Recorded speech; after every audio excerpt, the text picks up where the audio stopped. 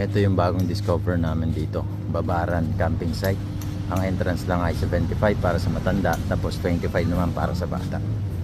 Pag magpipitch kayo ng tent, 300 pesos. Meron din silang tent rental na 500 pesos. So kami, dahil naghamok lang kami, ang binayaran lang namin ay 75 entrance saka 50 pesos dun sa hamok. Kaya napakatipid namin. Dito lang kami naghamok. 50 pesos lang yung binayad namin sa hamok. So lahat ang binayaran namin ay 125 pesos each. Tapos pinahiram na sa amin yung kubo.